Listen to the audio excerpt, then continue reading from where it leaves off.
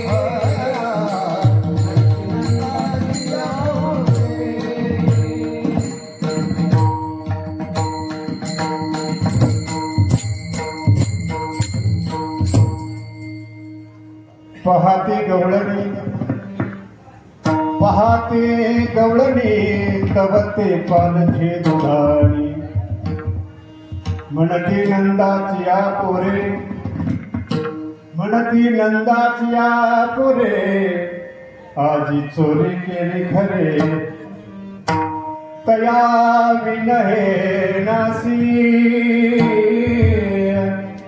नव्हे दुसरी यायसी. म्हणती नंदाची या पोरे, आज चोरी केली खरे, सवे तुकया मेरा त्याने अंगना दिला. म्हणते नंदाची या पोरे, आजी चोरी केली खरे, ठरा ठरा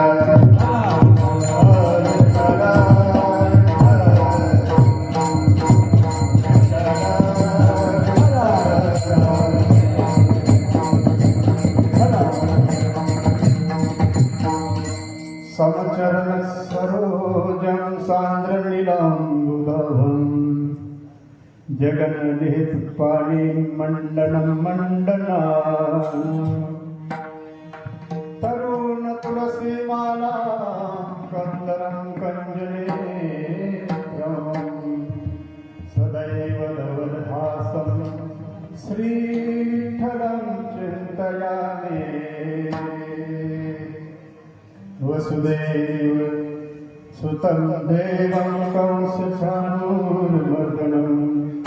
देवकी परमानन्दं कृष्णं वन्दे जगद्गुरुं. नारायणं नमस्कृत्य नरं चैव नरोत्तमं, देवीं सरस्वतीं व्यासं ततो जयमुदीरयेत्.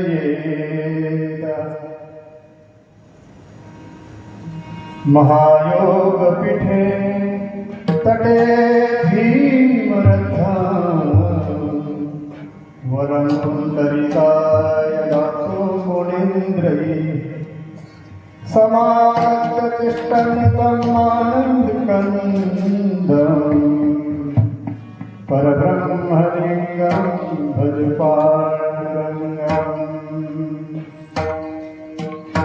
पांडुरंगा करू प्रथम नमना, पांडुरंगा करू प्रथम नमना.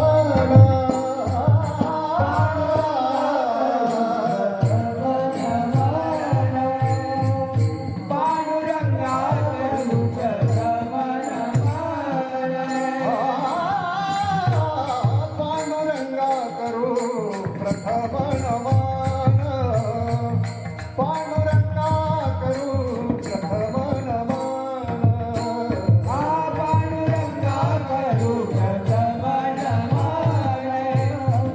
पांडुरंगा करू दुसरे चरण संताची दुसरे चरण संताची त्यांच्या कृपाने कथेचा विस्तारू त्यांच्या कृपाने कथेचा विस्तारू दुसरे चरण संगतिया दुसरे चरण संगतिया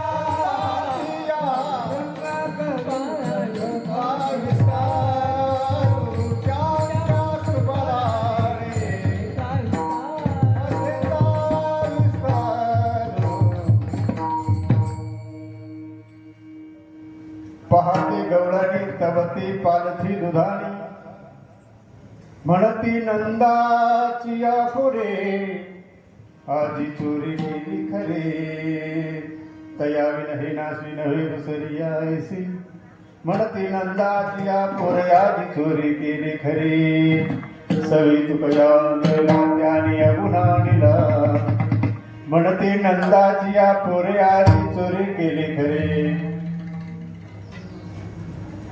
प्रस्तुत प्राप्त प्रसंगी हरिनाम संकीर्तनासाठी असलेली गवळण श्री क्षेत्र देहो निवासी वैराग्य मूर्ती जगद्गुरु संत शिरोमणी तुकाराम महाराजांची श्रीकृष्ण चरित्रामध्ये असलेल्या बाललीला प्रकरणामध्ये भगवान श्रीकृष्णाच्या माखण चोर या लीला प्रकरणामध्ये असलेली ही गवळण या ठिकाणी सेवेसाठी आहे. भगवान 5 वर्षाचे असताना ज्या काही गोकुळामध्ये लीला केलेल्या आहेत त्या लीला प्रसंगाचं वर्णन करणारी ही गवळण आहे. या गवळणीच्या माध्यमामधून संत शिरोमणी जगद्गुरु तुकाराम महाराज भगवंताच्या चोरी कर्माचं वर्णन करतायत. विठ्ठला विठ्ठला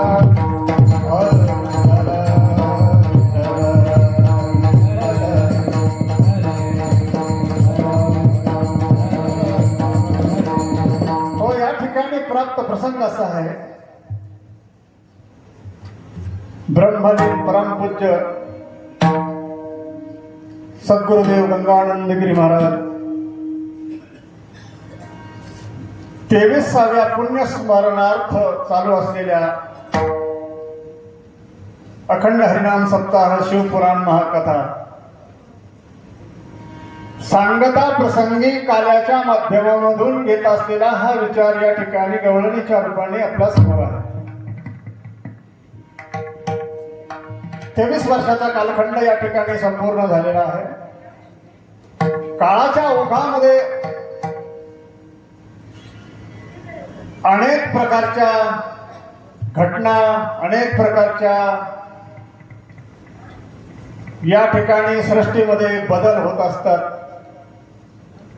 संत हे अखंड असतात. जीव येत असतात, जीव जात असतात. देव आणि संत हे बदलत नसतात.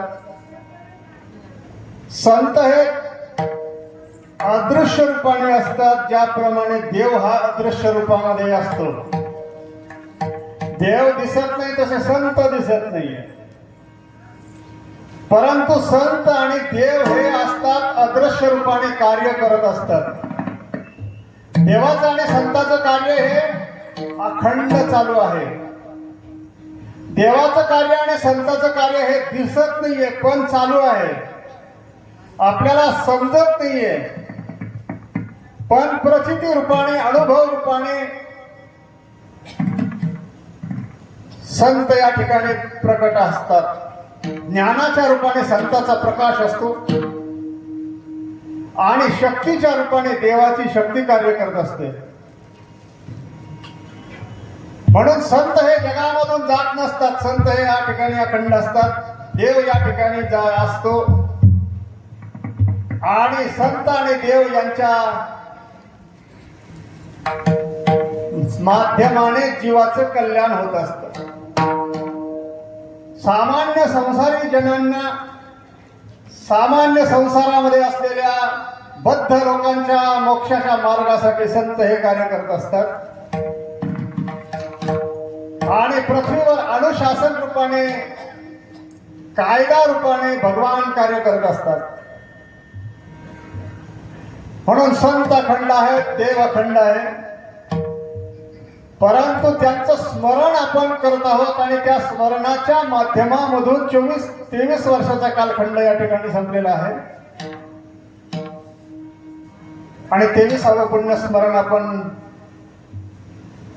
जवळजवळ परिपूर्ण झालेले आहे, ज्यामध्ये शिवपुराण महात्म्य कथा आपण अतिशय गोड स्वरूपामध्ये श्रवण केलेली आहे. आणि कार्याच्या माध्यमातून आपण या कार्यक्रमाची सांगता करत आहोत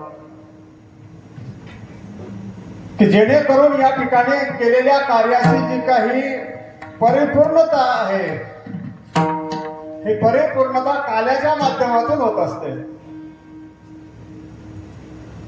आणि हा काला झाल्याच्या नंतर आपण केलेल्या कार्याची सफलता होत असते. ज्याप्रमाणे एखादं व्रत केलं तर त्याचं उद्यापन केल्याने त्या व्रताची परिपूर्णता होत असते, त्याप्रमाणे काल्याच्या माध्यमातून केलेल्या अखंड सेवेची जी काही फलश्रुती आहे, ती फलश्रुती आपल्याला प्राप्त होत असते.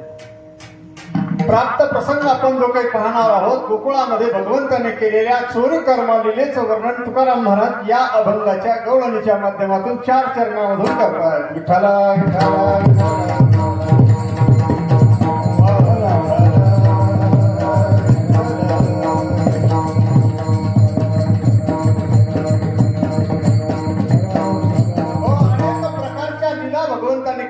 चोरी कर्माची लीला झाल्यानंतर भगवंताची गोचारण लीला आहे. बाललीला प्रकरणामध्ये या ठिकाणी पुतना उद्धार, तृणावर्त उद्धार, अघासुर उद्धार वगैरे लीला या 5 वर्षाच्या आत आहेत. 5 वर्षाच्या नंतर जी काही लीला आहे त्यामध्ये चोरी कर्म लीला आहे, त्यानंतर वेणुवादन लीला आहे आणि त्यानंतर काला आहे, असा भगवंताचा क्रम आहे. चोरी कर्माची लीला झाल्यानंतर भगवंताचं वेणुवादन लीला आहे की ज्या वेणुवादन लीलेमध्ये भगवंताने त्रैलोक्य तृप्त केलेलं आहे. देहुडा चरणी वाजवितो वेणू, देहुडा चरणी वाजवितो वेणू, देहुडा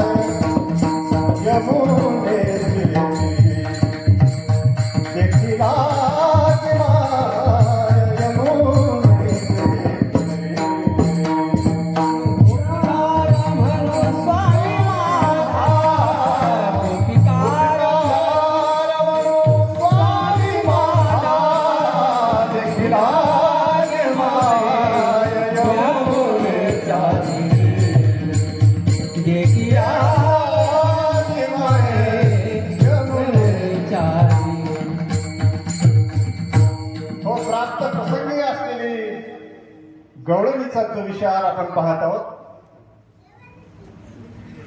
भगवान श्रीकृष्ण परमात्मा गोकुळामध्ये केवळ 5 वर्षाचे असतानाचा प्रसंग तुकाराम महाराज या गवळणीच्या माध्यमातून वर्णन करत आहेत.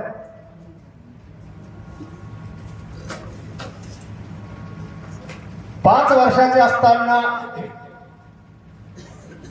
भगवंताने माखन चोर लीला केलेली आहे आणि या लीलेमधून या ठिकाणी जो काही भक्ताला आनंद देण्याचा प्रसंग आहे त्याचं वर्णन करतायत की गोकुळामध्ये नित्यक्रमाने दही दूध तूप लोणी या 4 वस्तूपैकी दूध आणि लोणी आणि तूप या 3 वस्तू गोकुळाच्या बाहेर मथुरेमध्ये गवळणी विकायला नेत असत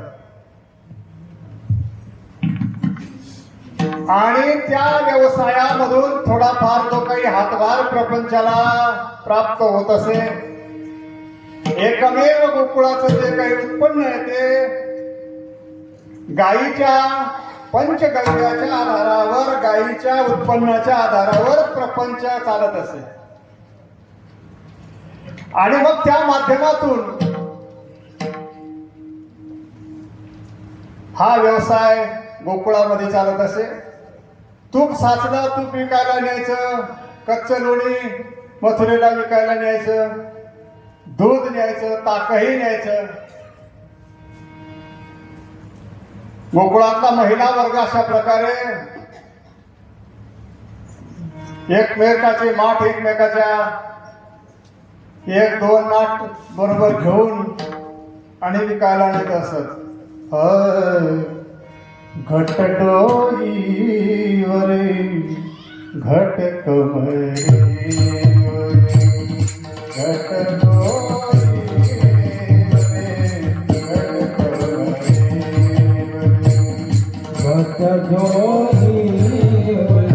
घट कमरे घट डोईवरे घट कमरे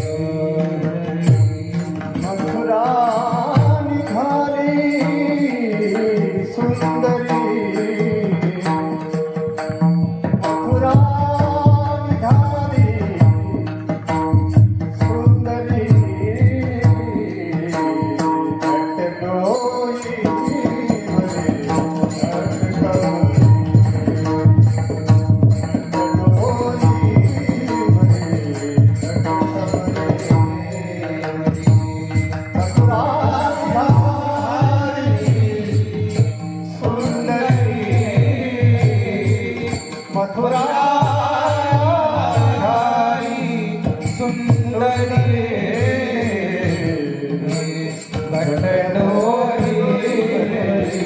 घट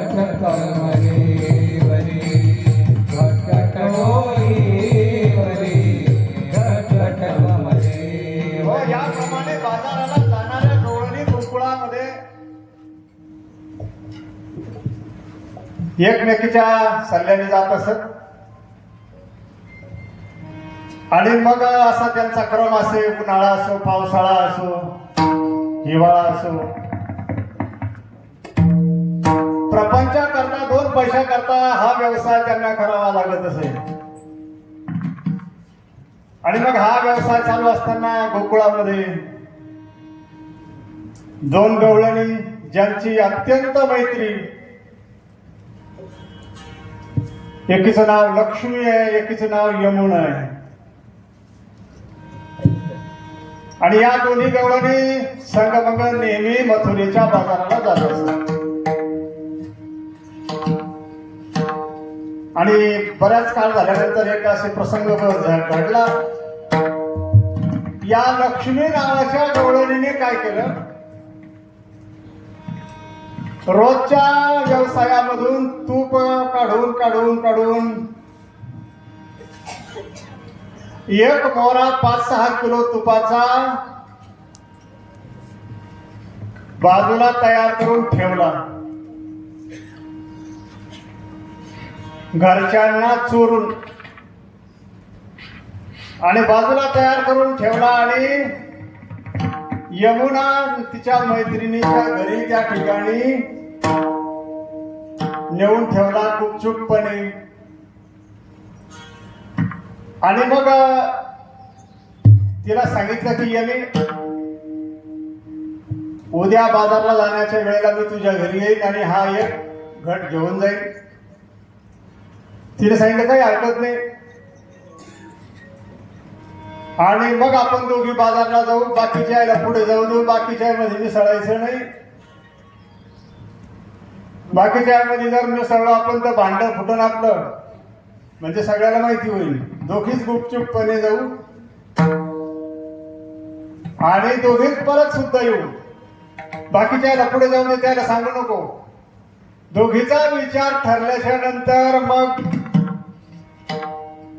संध्याकाळच्या वेळेला त्या लक्ष्मीने तो चोरून ठेवलेला तुपाचा मोहरा तिच्या घरी नेऊन ठेवला गुपचूपपणे.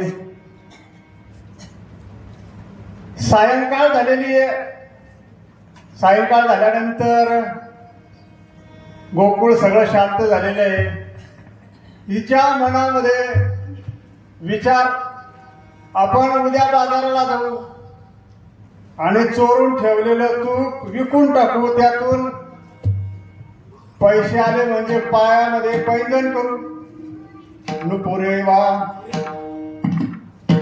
उत्तर भारतामध्ये त्याला नुपूर असं म्हणतात, आपल्याकडे चैन म्हणतात, काही ठिकाणी पैंजण म्हणतात. आणि तिला हौस होती वाजणारे पैंजण तयार करून आणायची. त्यासाठी तिनं काय केलं होतं, हे तूप चोरून ठेवलेलं होतं. आता रात्री झोपल्यानंतर हिच्या मनात एक एक विचार, आपण असं करू, आपण तसं करू. कधी सकाळ होते, कधी गोकुळामध्ये जातो, कधी विकितो, तिकून येताना कधी घेऊन येतो. जे सायकल चालू झाली तिच्या डोक्यामध्ये,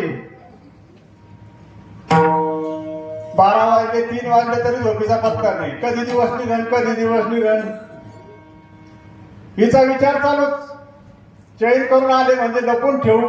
आणि होळीच्या दिवसामध्ये माहेराला गेलो म्हणजे तिकून येता घालून येऊ. विठ्ठला विठ्ठला विठ्ठला विठ्ठला.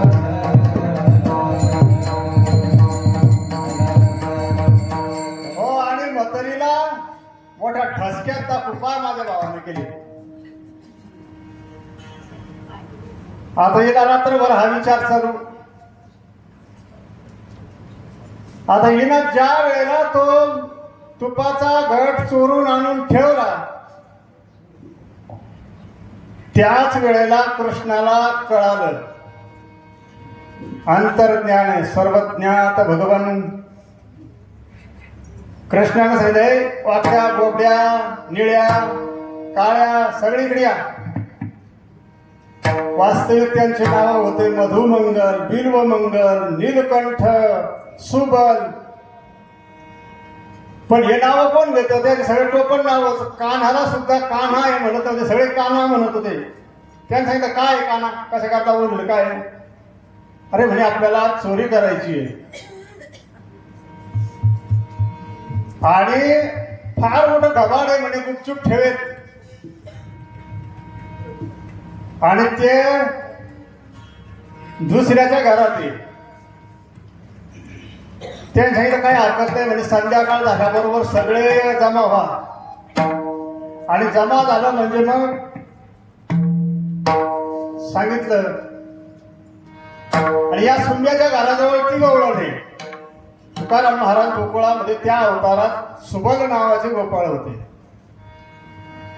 पण सुबल कोण म्हणन, त्याला सुंब्याच म्हणे सगळे. विठ्ठला विठ्ठला विठ्ठला.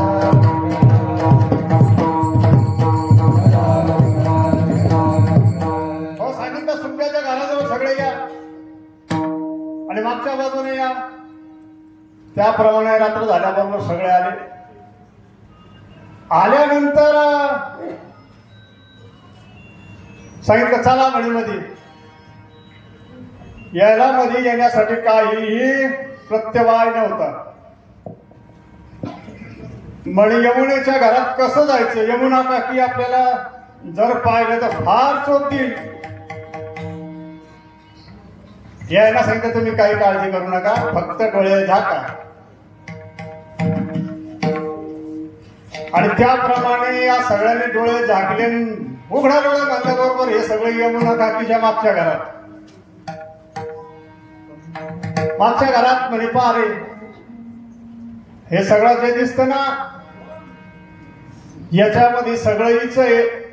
पण हा एक जो दिसतो ना पिवळा मोरा 5-6 किलो तुपाचा गच्च भरलेला, हा लक्ष्मी काकीचा आहे. हा उद्या लंपास होणार आहे. उद्या जाण्यापेक्षा आजच आपण. आणि मग याप्रमाणे त्या सगळ्यांनी अरे म्हणे का नाही एवढं तूप कसं काय आपण खाऊ शकतो? तुम्हाला काय करा तुम्ही खा म्हणे. आणि म्हणे त्रास झाला तर म्हणे मी आहे नाही. त्रास झाला तर मी कशाला आहे? ज्यांना 12 कोस अग्नी गिळला त्याला एवढं शक्तूपणा काय होणार आहे? सगळ्या मुलाला बळच तेवढं तूप खाऊ घातलं आणि त्यांच्या पोटावून हात फिरला. ते म्हणे का ना आम्हाला भूक लागली आता लोणी खायची. पा आधी तूप खायला नाही म्हणत होते. म्हणे आता लोणीचं नाहीये. लोणी कोणाचं आहे? लोणी यमुना काकूच आहे. म्हणे पण हे मी खाऊ याच्या बरोबर. म्हणजे यायला उद्या सकाळी जायचा त्रास तरी होणार नाही. विठ्ठला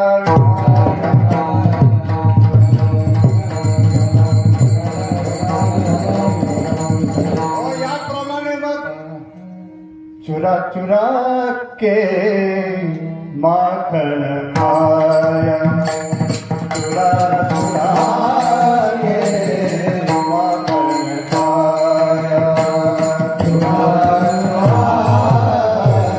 माखन खाया.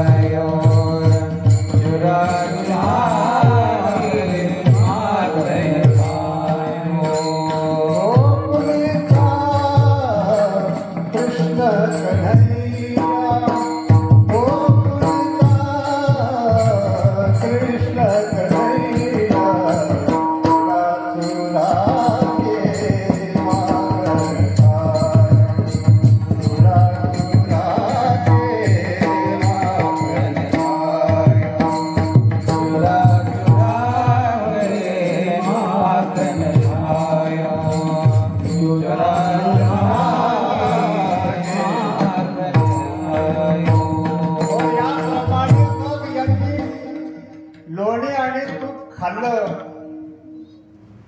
आणि दुधाणी मध्ये दूध तापत होत. दुधाणी म्हणजे दूध तापवायची हंडी. आपल्याकडे पूर्वीच्या काळामध्ये ज्या होत्या मग ते दूध होतं ते दूध खाली सांडून दिलं. काही लोण्याचे गोळे उरले होते ते भिंतीवर हाणले आणि लक्ष्मी काकूच तुपाचं जे काही मोरा होता तो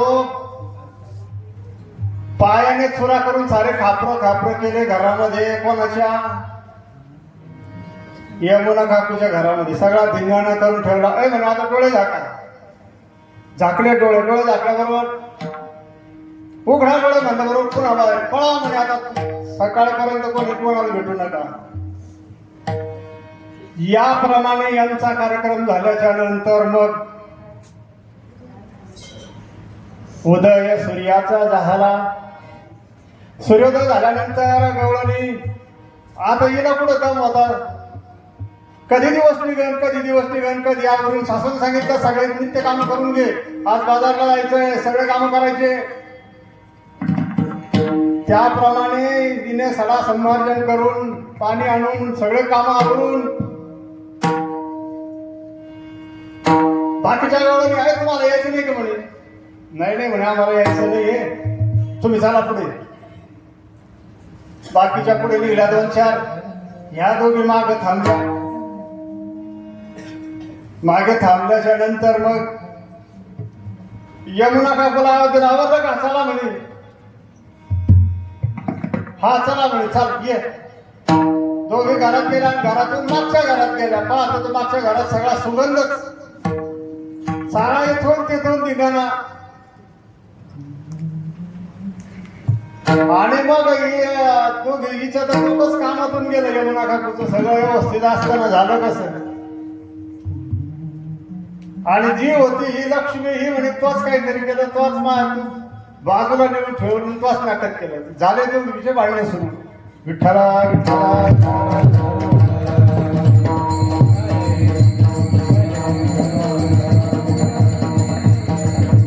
हो, भांडणं जोरात सुरू झाल्यावर त्या पुढे ज्या चालल्या होत्या त्या लोकांना मागं काय झालं, त्या येणार होत्या, त्या पुन्हा मागे आल्या. आणि माघा आल्यानंतर त्या काय झालं काय झालं, काऊन भांडून आल्या, काय झालं म्हणजे, तुम्हाला यायचं होतं, काय झालं? अगं म्हणजे मध्ये येऊन पहा. आणि मध्ये येऊन पाहिल्यानंतर पाहिलं काय नाही तो धिंगाणा, की त्या घरामध्ये सगळं काही अस्ताव्यस्त आहे. साऱ्या भिंती खराब आहे, सगळ्या जमिनीवर दूध सांडलेले. आणि ज्या वेळेला पाहू लागल्या त्यावेळेला एकमेकीला म्हणू लागल्या गवळणीच्या पहिल्या चरणामध्ये, पाहती गवळणी, पाहती गवळणी, गवळणी, पाहती गवळणी, पाहती गवळणी, गवती पालती दुधाने, तवती पालती दुधाने, म्हणते नंदाची या भोरे, म्हणते नंदाची या भोरे, पालती दुधाने, पालती दुधाने, म्हणते नंदाची या भोरे, म्हणते नंदाची या भोरे.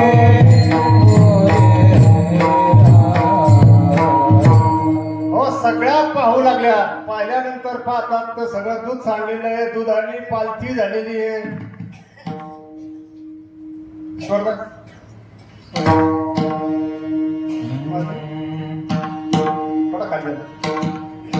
ज्या वेळेला पाहिलं त्यावेळेला सगळ्या तवती पालथी दुधाणी, पाहती गवळणी, म्हणती नंदाची या पोरे. या दोघी बेशुद्धपणाच्या अवस्थेमध्ये होत्या. याला सावरला आणि सांगितले कोणी केलं, कोण असं करीन, कोण करायसारखे. मग त्या विचार करू लागल्या की आजकाल गोकुळामध्ये चोऱ्याचं प्रमाण वाढलेलं आहे. आणि गोकुळामध्ये या नंदाच्या कार्ट्याने चोरी करायचा धडाका सुरू केलेला आहे. म्हणते नंदाची या पोरे आज ही चोरी केली खरी, या पोरानेच ही चोरी केली असावी. चोर कोण आहे हे कळायला काही वेळ लागत नाही. चोरीच्या प्रकरणावरून चोर कळतो. लांबचा चोर असला आणि मोठा चोर असला तो लहानसा चोऱ्या करीत नाही, आणि जवळचा चोर असला तो मोठी चोरी करीत नाही. विठ्ठला विठ्ठला विठ्ठला विठ्ठला.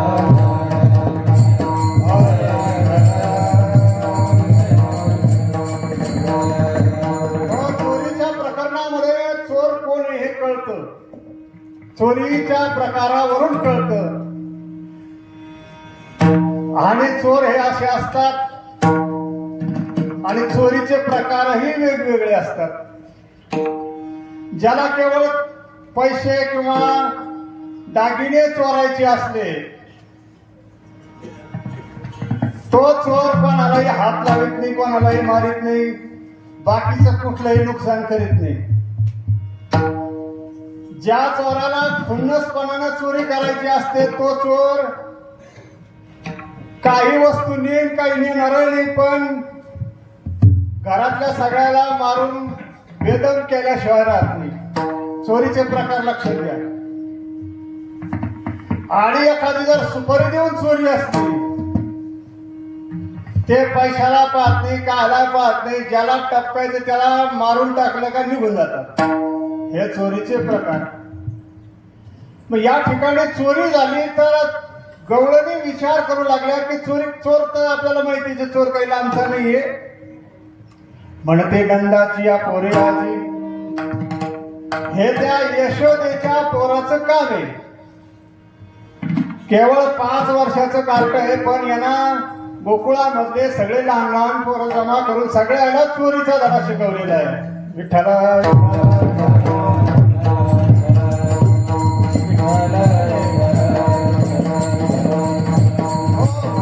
नंदाची या पोरे. चोर आपल्यालाच माहिती आहे की चोरी यानंच केली. आज ही चोरी केली खरे. म्हणजे कस काय तर कारण आहे, बाकीचे जर चोर असते तर त्यांना लोण्याचे गोळे भीतीवर कशाला आणले असते.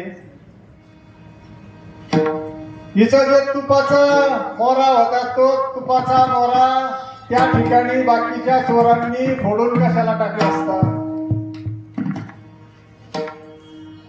आणि या प्रकाराने या ठिकाणी या घरामध्ये एवढा धिंगाणा कसा झाला असता.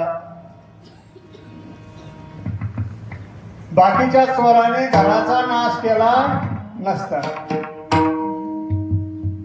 आणि म्हणून त्यांनी ओळख केली.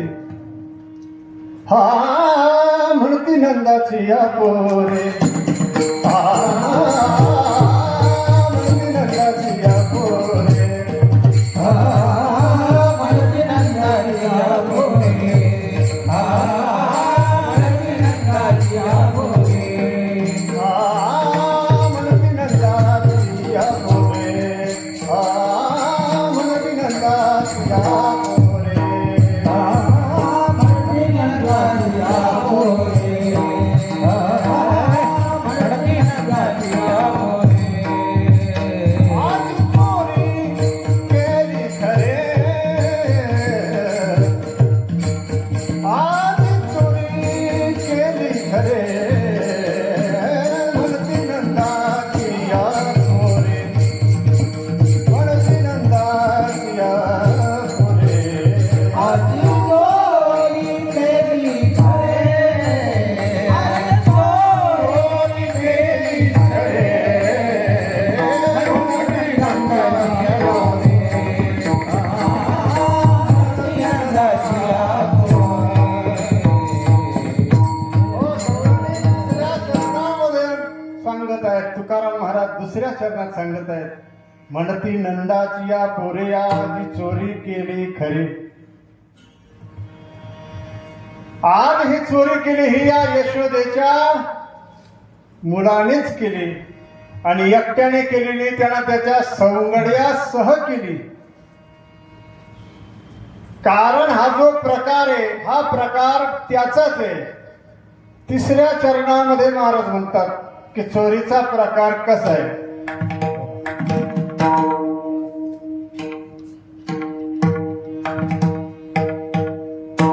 आणि हा जो प्रकार सांगितला तिसऱ्या चरणाचा, तया विण हे नासी नव्हे दुसरियासी. दुसऱ्या अशा प्रकारची चोरी करू शकत नाही दुसऱ्या प्रकाराने. पण म्हणे मग हे एवढे सगळे मध्ये आले कसे. आले कसे तर पाहिलं तर याला काहीही कुठेही जागा नाही. फक्त मागच्या घरामध्ये वर झोर जाण्यासाठी दार असायचं पूर्वीच्या काळामध्ये. ते दारच एवढं उघडं केलेलं होतं. आणि मग यांनी अंदाज बांधला की या धाऱ्यामधून हे खाली आले असावेत. परंतु वास्तविक तसं काही नव्हतं. ते काही धाऱ्यातून आले नाही. ते काही यायला जायला नाही. त्याला शिडी लागत नव्हती, काही लागत नव्हतं. ते सहज कुठेही येत होते, सहज कुठून कुठेही जात होते. परंतु गवळणी आपापल्या अल्पबुद्धीच्या प्रमाणे विचार करू लागला की नक्कीच या धाऱ्यामधून हे आले असावेत. आणि या धाऱ्यामध्ये त्या ठिकाणी येऊन त्यांनी हे काम केलं असावं आणि म्हणून त्यांनी हा नाश केलेला असावा. तिसऱ्या चरणामध्ये महाराज सांगतात, सवे तुकया मेला हाय, सवे तुकया मेला तया विन हे नाशी. तया विनय हे नासी, तया विनय हे नासी. तया विन हे नाशी. तया विन हे नाशी. नभे दुसरिया ऐसी, नभे दुसरिया ऐसी, मनती नंदाची या पोरे, मनती नंदाची या पोरे.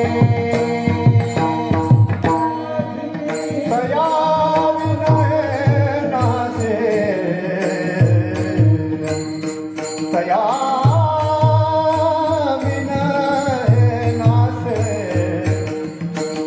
मनती नंदाची या पोरे. मनती नंदाची या पोरे. और तिसऱ्या चरणाचा विचार पाहिल्याच्या नंतर गवळणीने असा पक्का निश्चय केला की या प्रकाराने या कृष्णाने या घरामध्ये येऊन ही सगळी नासधूस केलेली आहे. तया विन हे नाशी नव्हे दुसरी या ऐसे. दुसरं कोणी अशा प्रकारचं काही करणार नाहीये.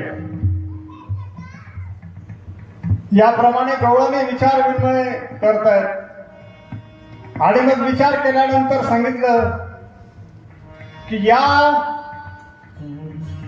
चोरांचा बंदोबस्त काहीतरी केला पाहिजे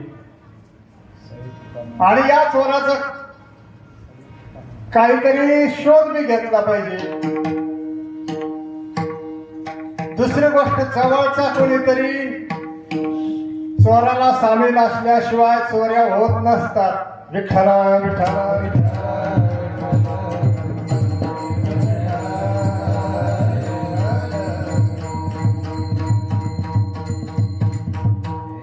कीर्तनकार जरी गावात आणायचा झाला तरी गावातलाच कोणीतरी त्याला साथीदार असतो. एखादा पुढारी जर गावात यायचा असला तर गावातले सुटफुट कार्यकर्ते त्याला आणत असतात. त्याप्रमाणे चोरी जर गावात व्हायची असली तर गावातलाच कोणीतरी पक्का जवळचा त्या चोरांना कुठे चोरी करायची, कशी करायची, कोणत्या वेळेला करायची, कुठून कोणत्या भागातून करायची, कुठून वर जायचं, कुठून खाली यायचं. 25 कोसाच्या चोराला काय माहिती. विठ्ठला विठ्ठला.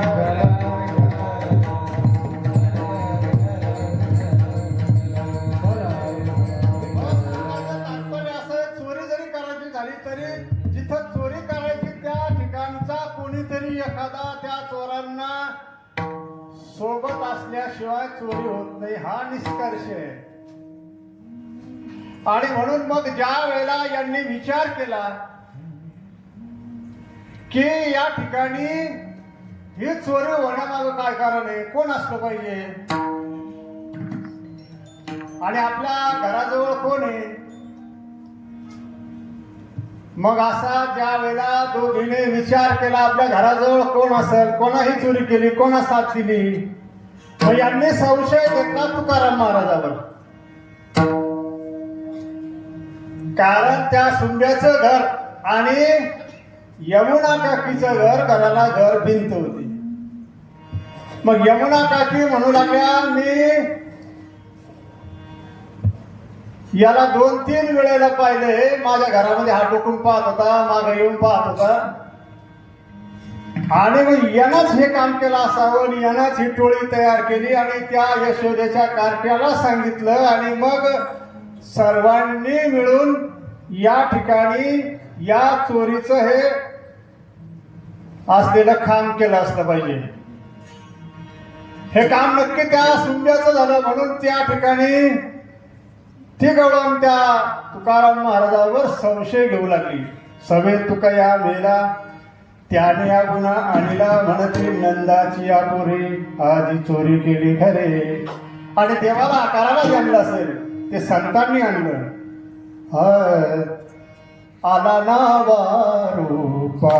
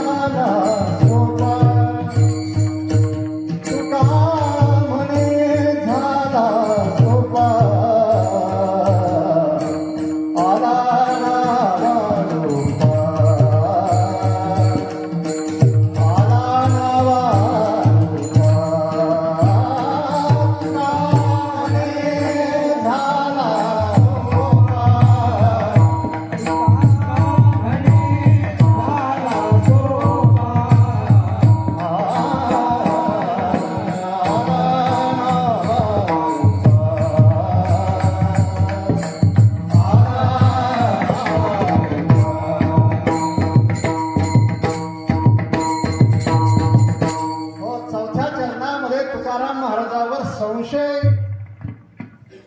सगळ्या गवळणींनी सांगितलं की याच्याशिवाय याला आणलं नाही आणि ही चोरी केली ही या तुकाराम महाराजांच्या संगणमताने झाली. चौथ्या चरणामध्ये महाराज म्हणतात म्हणा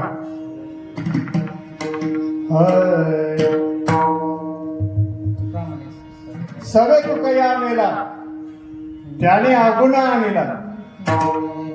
म्हणजे जो अव्यक्त आहे, जो निराकार आहे, जो निर्गुण आहे, त्याला सगुण साकार संतांनी केलं. त्याला साकार रूप भगवंताला अवताराला पृथ्वीवर खाली आणलं असेल ते संतांनी आणलं. आणि जो अविकारी आहे तो विकारामध्ये देवाला संतांनी आणलं. आणि संतांनी त्या देवाला आपल्या स्वरूपामध्ये स्थित केलं. म्हणजे प्रतिमेमध्ये संतांनी देवाला बसवलं. मूर्ती रूपाने देवळात संतांनी देवाला बसवलं. सांगायचं तात्पर्य असं आहे की संतांचं संतपण जे काही आहे ते याकरिताच श्रेष्ठ आहे की संतांनी देवाला आकाराला आणलं. संतांनी देवाला सगुण केलं. संतांनी देवाला त्या ठिकाणी अन्न खायला लावलं. संतांनी देवाला कामं करायला लावली. संतांनी देवाला आपली सेवा करायला लावली. म्हणून देवाला देवाचा अवतार कार्य करायला लावलं असेल तर संतांनी त्या ठिकाणी करायला लावलं. अविरा गुलाल उथळी तरंग अविरा गुलाल उथळी तरंग नाथा घरी नाचे माझा सखा पांडुरंग. नाथा घरी नाचे माझा सखा पांडुरंग. अविरा गुलाल उधळे तरंग अविरा उधळे तरंग. नाथा घरी नाचे माझा सखा पांडुरंग. नाथा घरी नाचे माझा सखा पांडुरंग. अविरा गुलाल उधळी तरंग अविरा गुलाल उधळी तरंग रंग. नाथा घरी नाचे माझा सखा पांडुरंग.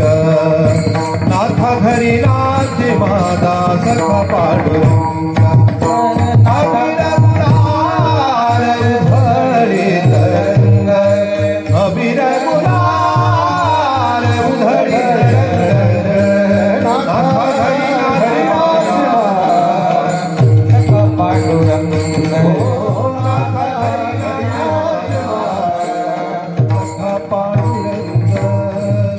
हो शेवटच्या चरणामध्ये तुकाराम महाराज म्हणतायत की त्याला आकाराला संतांनी आणलं. चौथं चरण. सर तुकया मेला सवे तुकया मेला सवे तुकया मेला सवे तुकया मेला तेने अवगुणा दिला तेने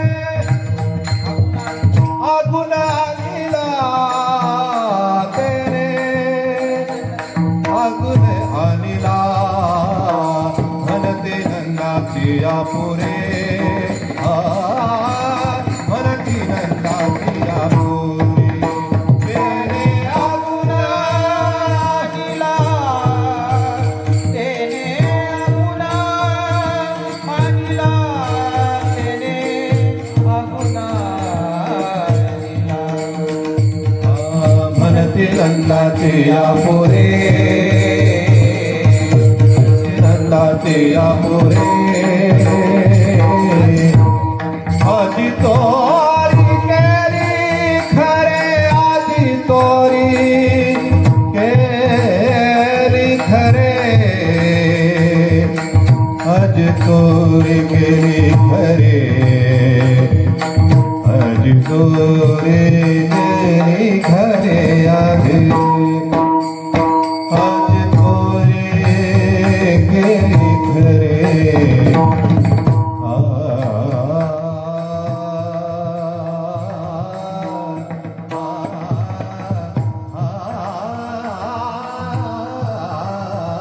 आज तोरी केली खरे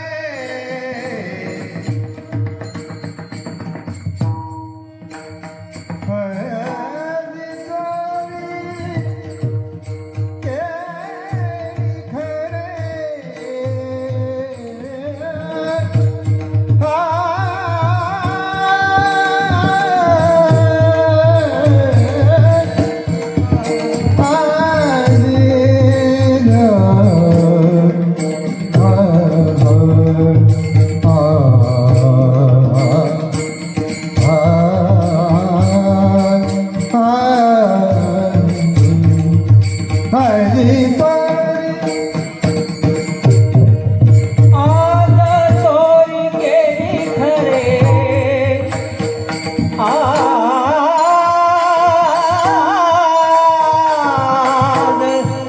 चोरी केली खरे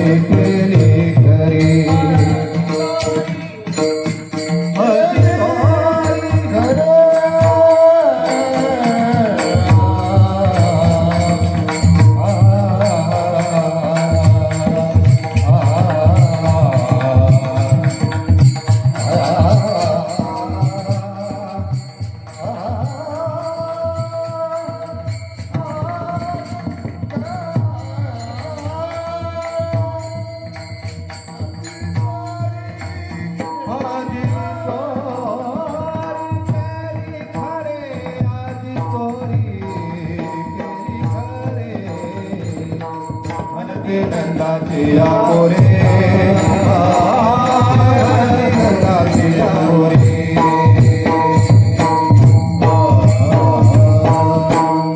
विठोबा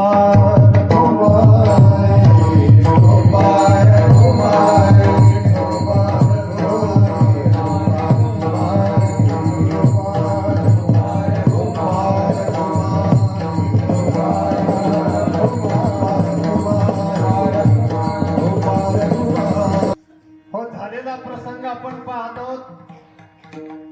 सवे तुकया मेला याने या गुन्हा आणिला म्हणते नंदाची या पोरियाची चोरीलेली खरी. यांचा तुकाराम महाराजांवर संशय दृढ झाला आणि म्हणे आता जे झालं ते झालं, आता पाहत काय बसलं म्हणे. मग सांगितलं आता तुम्ही दोघेही भांडू नका आणि जे हे घरामध्ये सगळा धिंगाणा झालेला आहे हा धिंगाणा सगळा व्यवस्थित करा. जे झालं ते कोणाला सांगू नका. झालं 3-4 महिन्यापासून तूप चोरून ठेवलं होतं ते चैन राहिले, सगळं राहिलं, सगळं बिटांचे राहिले. हे असंच राहतं. आपल्या मनात आपण एक विचार करतो देव दुसराच करतो. एवढं साचून साचून सगळं एका क्षणामध्ये नाहीसं झालं. हिना किती दिवसापासून विचार चालला होता असं करू तसं करू, असे चैन घालून मग अशा बायाला दाखवून सगळं नाहीसं झालं, सगळं बिटांचिडे झालं आणि कोणाला सांगता येईना आणि काही करता येईना. मग दुसऱ्या दिवशी विचार केला सगळ्या एवढ्यांनी की या चोऱ्या बंद झाल्या पाहिजे आणि त्या बंद होण्यासाठी आपण या कारखान्याची शिकायत यशोदेकडे केली पाहिजे. त्याशिवाय या गोकुळातल्या चोऱ्या बंद होणार नाही. आणि मग सगळ्या ज्या प्रमुख गवळणी होत्या त्या सगळ्याच्या सगळ्या गवळणी दुसऱ्या दिवशी यशोदेकडे आल्या. गवळणी गरहाणी सांगे यशोदे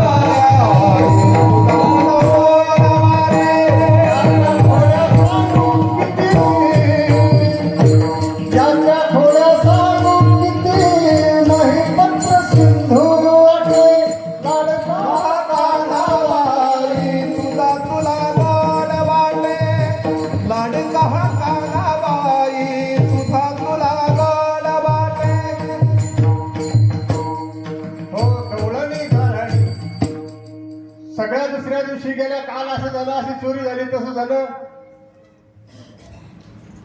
इतक्या ह्याचा नाश झाला, इतके दुधाणी पालथी करून टाकली. चोरीला गेलेलं तूप तर सांगता येतच नव्हतं. जेवू गाडी तेवढी चोरी सांगितली आणि याचा काहीतरी बंदोबस्त करा म्हणून सांगितलं. आता यशोदेला अतिशय राग आला. तिला असं वाटलं की आता मुलगा 6 वर्षाचा झालेला आहे आणि निष्कारण भांडणं आणण्यापेक्षा गवळणी त्रस्त झालेले आहेत. भांडणं आणण्यापेक्षा याला काहीतरी मार्गी लावलं पाहिजे, अन्यथा गवळणी गोकुळामध्ये राहणार नाही. कारण हा अशा प्रकारच्या खोड्या करत असल्यानंतर गवळणी कवर राहते. दुसऱ्या एका गवळणीने सांगितलं, काल रस्त्याने जात असताना या कृष्णाने आमचा मार्गच अडवून धरला. हरिला माझ्या सांगा, हरिला माझ्या सांगा, हरिला माझ्या सांगा, हरिला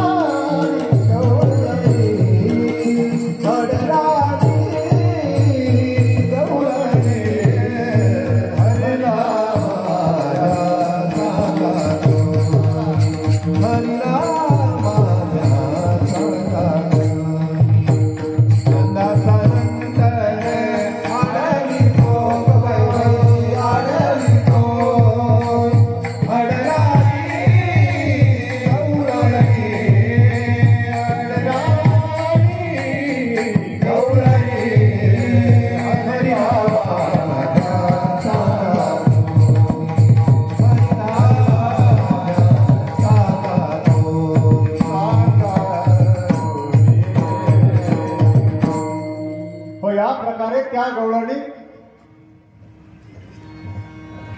यशोदेने ठरवलं म्हणजे कान्हा इकडे आहे. उद्यापासून तुम्ही कोणीही गावामध्ये असता कामा नये. संध्याकाळच्या वेळेला जाऊन सांग तुझ्या सगळ्या मित्राला एकत्र कर आणि उद्या सगळ्यांनी गायी घेऊन रानामध्ये जायचं आहे. एकाही गावात थांबायचं नाही. कानाला सांगितलं, तुझी घोंगडी चांगली कान्होबा, तुझी घोंगडी चांगली कान्होबा, तुझी घोंगडी चांगली कान्होबा.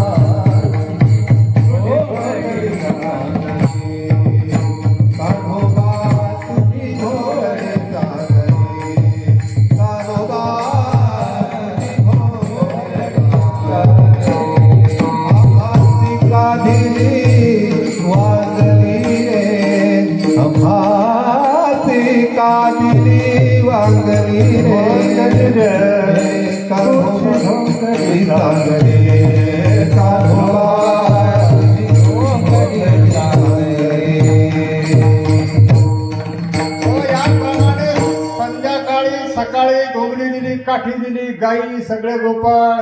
अरे तुम्ही गाया घेऊन सारे गोपाळ रानात. हो पावा घोंगडी घेऊन पाही, हो पावा घोंगडी घेऊन पाही, हो पावा घोंगडी घेऊन पाही, पावा पावा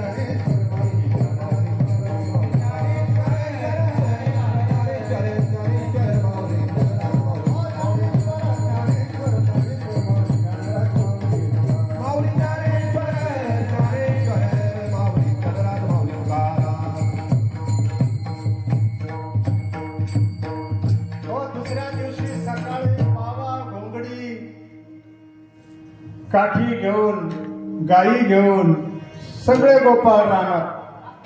तेव्हापासून गावातली चोरी बंद झाली. श्रीकृष्ण चोरी लीला संपली आणि संपल्यानंतर मग पुढचा प्रसंग रानात गेल्याच्या नंतर काला प्रसंग. सगळे गोपाळ रानामध्ये गेल्याच्या नंतर अनेक प्रकारचे खेळ खेळलेले आहेत.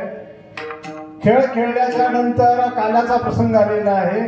सगळे यमुनेच्या काठावर गायी विसावल्याचे नंतर दुपारच्या वेळेला कदंबाच्या झाडाखाली आपापल्या शिदोऱ्या घेऊन काल्यासाठी बसलेले आहेत. विठ्ठला विठ्ठला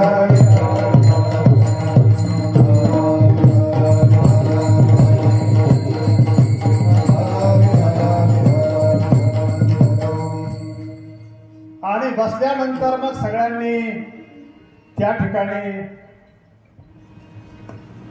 आपला काला त्या ठिकाणी सुरू केलेला आहे. कालाचा हा प्रसंग आहे. मोदा घेऊन या करी पेंदा वाटितो शिदोरे.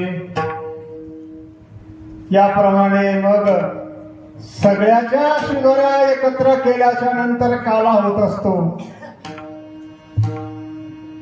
काला म्हणजेच जीवाचं जे काही अज्ञान आहे आणि जो जीवाचा विकार भाव आहे तो ज्यावेळेला नाहीसा होईल आणि ज्यावेळेला स्वरूपानंद प्राप्त होईल, आपल्या आत्मस्वरूपाचा आनंद ज्याला प्राप्त झाला, ज्याला या सूक्ष्म देहाचा, या स्थूल देहाचा असलेला विकाराचा नाश झाला आणि या देहामध्ये आनंदाचे डोई, आनंद तरंग, आनंदाची अंग, आनंदाचे, याप्रमाणे परमानंदाची प्राप्ती ज्याला झाली त्याचं नाव काला. भगवंताच्या सानिध्यामध्ये दुपारच्या वेळेला ज्या वेळेला भगवंताच्या समोर गोपाळांनी आपापल्या जीव भावाचा त्याग केला आणि ज्या वेळेला आपण जीवभाव रहित आहोत अशी अवस्था झाली, त्याचं नाव काला. सूक्ष्म भावाने सांगायचं ठरलं तर आध्यात्मिक अर्थ पाहिल्याच्या नंतर भागवतकारांनी वर्णन केलेलं आहे की विनश्यती जीवो यश जीव भाव प्राप्यते अमोघानंद स्थानं तत्रैपपि. त्या ठिकाणी जी वृत्ती आहे त्या वृत्तीचा, जीव वृत्तीचा नाश झाल्यानंतर जी भगवंताची आनंद वृत्ती प्राप्त होते त्या आनंदाला काला असं म्हटलेलं आहे. ज्या वेळेला जीव राहतच नाही त्याला काला म्हणतात. ब्रह्मभूत प्रसन्नात्मान स्वजती न कांक्षती, याचं नाव काला. ही अवस्था ज्याला प्राप्त झाली तो संत. आणि त्या संताच्या अधिकाराचं वर्णन प्राप्त करण्यासाठी, त्या अवस्थेला जाण्यासाठी साधू संतांनी कृष्ण चरित्राचा आश्रय घेतलेला आहे. सांगायचा विषय असा आहे. आणि कृष्ण चरित्र म्हटल्याच्या नंतर ज्या चरित्रामध्ये जीव हा जीवपणाने राहत नाही. शुकाचार्य भगवान सांगतात राजा परीक्षितीला की हे राजा परीक्षित, ज्या वेळेला देहच शिल्लक राहत नाहीये, मग देहच नाहीये त्यावेळेला मरण कोणाला आहे? मरणार कोण आहे? मरणारच जर नाही तर मरणाआधी मरून गेलो. मरणारं शरीर आहे. जोपर्यंत शरीर भाव आहे, जोपर्यंत मी आमका आहे, मी माणूस आहे, आणि मग मरण माणसाला तर मरणाला घाबरणारा कोण आहे? जोपर्यंत शरीर भाव आहे तोपर्यंत, जोपर्यंत आपण देहाला सगळं समजतो तोपर्यंत. ज्या ठिकाणी देहाचा नाश झाला आणि जेहा देहच नाहीये मग मरणारा कोण आहे? आत्मा तर मरणारा नाहीच आहे. तत्पदम तत्परिमार्गितव्यम यस्मिन् गत्वा न निवर्तन्ते तद्धाम भूय परमम इति. भगवान सांगतात की त्या ठिकाणी मरण नाही, त्या ठिकाणी जन्म नाही, त्या ठिकाणी काल नाही, त्या ठिकाणी कर्म नाही. हा आध्यात्मिक अर्थ आहे खरा गवळणीचा. आतापर्यंत आपण जे पाहिलं ते चरित्र पाहिलं, कथा पाहिली, परंतु या ठिकाणी सवे तुकया मेला त्याने अगुणा आणला. अगुणा आणला म्हणजे जो गुणरहित, देशरहित, कालरहित, पात्ररहित, हेतुरहित, सहा वृत्तीच्या रहित जो आहे त्या षडगुण वृत्तीच्या विरुद्ध असलेला तो परमात्मा. आणि त्या परमात्म्याला ज्याने आकाराला आणलं ते तुकाराम महाराज. ज्या कारणासाठी आकारात आणलं त्या कारणाचं कारण असं आहे की जीवाला देहाची वृत्ती नाहीशी करून जीवाला परमानंद प्राप्त व्हावा. विठ्ठला विठ्ठला विठ्ठला विठ्ठला.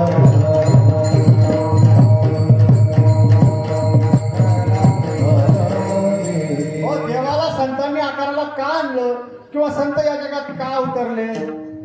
उद्धराया आले दीन जना, उद्धराया आले दीन जना, उद्धरया आले दीन जना, उद्धरया आले दीन जना. ब्रह्ममूर्ती संत जगी अवतारले, ब्रह्ममूर्ती संत जगी अवतारले, उद्धरया आले दीन जना, उद्धरया आले दीन जना. हो, त्याने हा गुन्हा आणला. तुकाराम महाराज म्हणतात त्या भगवंताने या ठिकाणी वृंदावनामध्ये आले आणि वृंदावनामध्ये जीवभाव नाहीसा झाला आणि तो काला झाला. त्या काल्याचं वर्णन शुकाचार्य करतायत, त्या काल्याचं वर्णन सूरदासजी करतायत आणि त्या काल्याचं वर्णन वाळवंटामध्ये संत करतायत. काला पंढरपूरला झाला एक आणि दुसरा वृंदावनाला झाला एक. बाकीच्या ठिकाणी नाहीये. वैकुंठी तो ऐसे नाही, वैकुंठामध्ये हे नाहीये, मात्र पंढरपूरला हे आहे आणि वृंदावनामध्ये सुद्धा हे आहे. आणि मग या प्रकारे तो काला केला. तुकाराम महाराज म्हणतात त्याकरताच आम्ही देवाला आणलं. सभे तुका या मेल्या तुक्याने कारस्थान केलं आणि या मेल्या तुक्याने त्या देवाला यमुना काकी म्हणते माझ्या घरी आणलं आणि माझ्या घरी आणल्याबरोबर माझं तर गेलंच गेलं, पण चोरून ठेवलं होतं ते शेजारणीचं तेही गेलं. विठ्ठला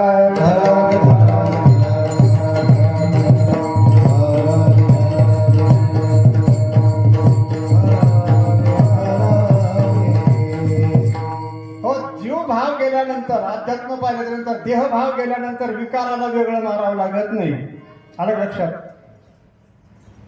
जीवभाव नाहीसा झाला म्हणजे विकार वेगळे मारावे लागत नाही. मुख्यमंत्र्यांना राजीनामा दिला म्हणजे मंत्रिमंडळाचा राजीनामा घ्यायची गरज, पंतप्रधानांना राजीनामा दिला म्हणजे मंत्रिमंडळाचा राजीनामा घ्यायची गरज. त्याच्यात सगळं आलं. त्याप्रमाणे देहभाव नाहीसा झाला म्हणजे मग काम, क्रोध, लोभ हे वेगळे नाहीसे करावे लागत. ते आपाप नाहीसे झाला होतात आणि ते नाहीसे झाले म्हणजेच ब्रह्मभूत काया जे आयुष्य असतं ते माणूस जरी दिसत असला तरी तो विकारामध्ये नसतो, जीवभावामध्ये नसतो, देहभावामध्ये नसतो. म्हणून त्याला संत म्हणत असतात. विठ्ठला विठ्ठला.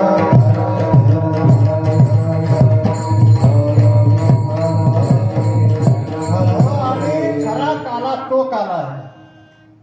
त्या काल्याकरता संत आले. त्या काल्याकरता संतांनी आपलं आयुष्य, जीवन, सर्वस्व, संसार भगवंताच्या चरणी समर्पित केला आणि तो काला त्यांना प्राप्त झाला. आणि त्या काल्याच्या प्रसादाकरिता देव जळी झाले मासे काल्यास ये असे. मग काल्याकरता मासे होण्यापेक्षा जर देव गोपाळ झाले असते तर किती आनंद झाला असता. मासे झाले पण हा मोठेपणा मिळवतो माणसाचा. आम्ही देव आहे, मी अमुक आहे, मग या कोरामध्ये कसं जायचं? आपण नाही जायचं तर मग इकडे कशाला मारायचं? विठ्ठला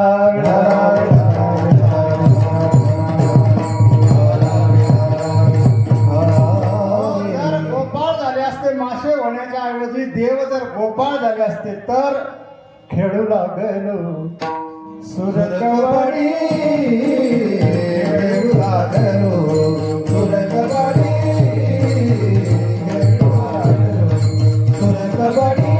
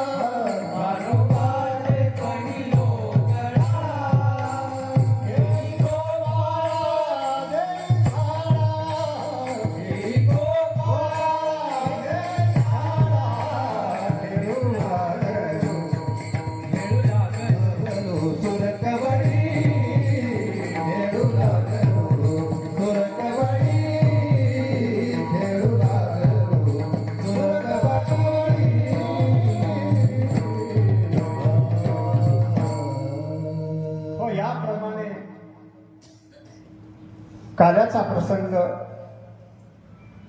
वृंदावनामध्ये कदंब वृक्षाखाली गायी बसल्याच्या नंतर भगवान आणि गोपाळ करतायत केलेला आहे.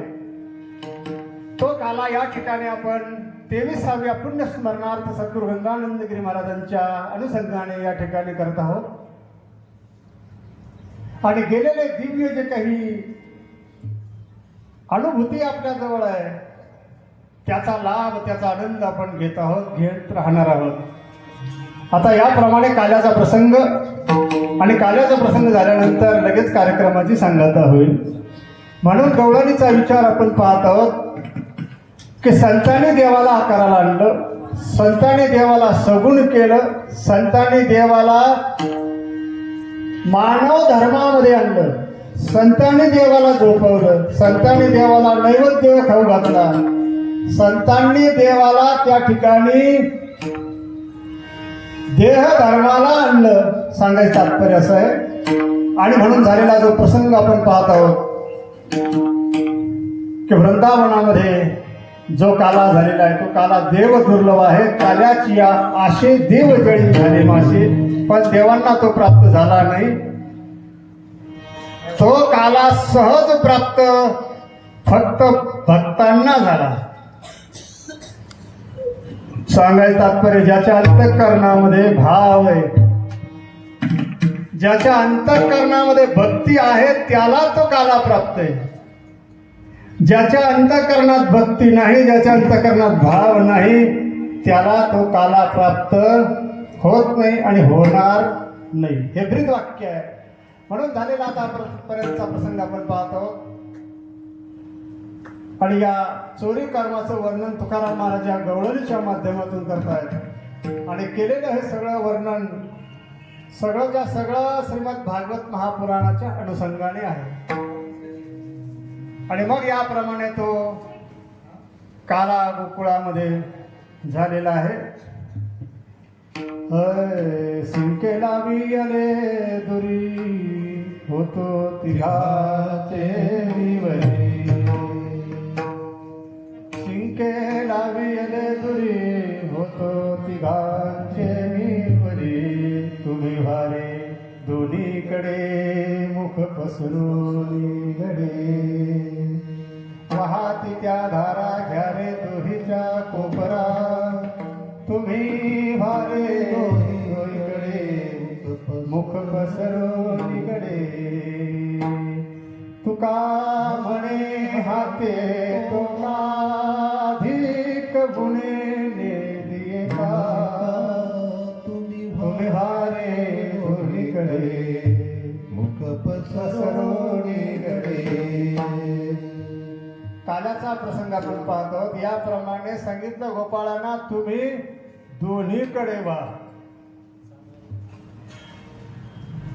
आणि मुख पसरवणी दोन्हीकडे व्हा. म्हणजे आपले दोन्ही कान नीट करा. नाही तर दोन्हीकडे व्हा म्हणजे दोन तुकडे करा असं नाही. आपले दोन कान जे ते दोन कान एकत्र करा. म्हणजे ऐकलेलं चित्तामध्ये जाऊ द्या. कानाने ऐका आणि मुखाने तो प्रसाद सेवन करा. आणि त्या ज्या श्रवणाच्या धारा वाहतात, ज्या कथा कीर्तनाच्या धारा वाहतात, वाहती त्या धारा घ्या रे दोहीच्या कोपरा, टाळ्या वाजवा, नाचा, कुदा, आनंद घ्या दोन्ही हाताने. हा या गवळणीचा अर्थ आहे. आता डायरेक्ट काल्याची गवळण. कंठी धरिला कृष्ण म्हणे